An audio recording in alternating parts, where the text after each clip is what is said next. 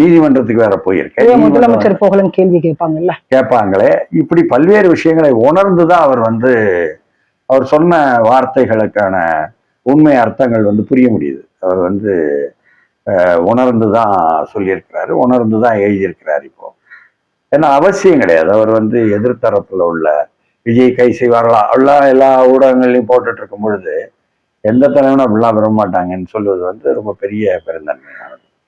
அதனால இதில் இதனுடைய அரசியல் தாக்கங்கள் தேர்தல் நேரம் என்பதனால, இதுவும் தேர்தல் பரப்புரை என்பதனால ஆளுங்கட்சிக்கு எப்படி குற்றம் சாட்டுவதனால், அந்த பேரணியாக வந்தவரை குற்றம் சாட்டுவதனால் எந்த அளவுக்கு பலன் என்பதுதான் பார்க்கணும். ஆளுங்கட்சிக்கு பலன் இல்லை. நிறைய பேர் குற்றம் சாட்டுறாங்க என்றால் ஆளுங்கட்சிக்கு அது பலன் இல்லை. மாறா ஆள்வோரை ஆட்சியாளர்களை பொறுப்பு நீங்க தானே, எது நடந்தாலும் எல்லாமே நீங்க அனுமதி கொடுத்த பிறகுதான் நடக்கு, நீங்க எந்த அளவுக்கு பாதுகாப்பு கொடுத்தீங்க, எந்த அளவுக்கு முன்கூட்டி உணரலை என்ற விஷயங்கள் எல்லாம் கூட என்ன மாப் சைக்காலஜியை பற்றி பயிற்சியே கொடுக்குறாங்க ஐபிஎஸ்ல. என்ன அண்ணாமலை வேற வெளியே சொல்லிட்டார். அவர் சொல்லித்தான் ஓஹோ இப்படி கொடுக்காங்க நமக்கெல்லாம் தெரியும்.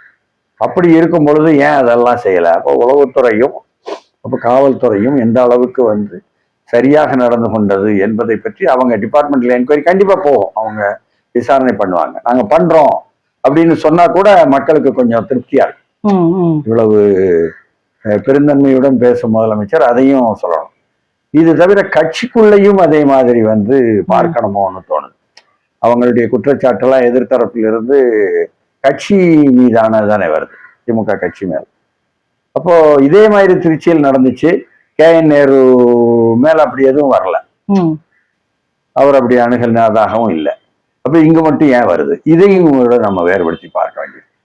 இப்படி பல்வேறு விஷயங்களை ஒப்பிட்டு பார்க்கும் பொழுது என்ன நாம் பல விஷயங்களை கண்டுபிடிக்க முடியும்.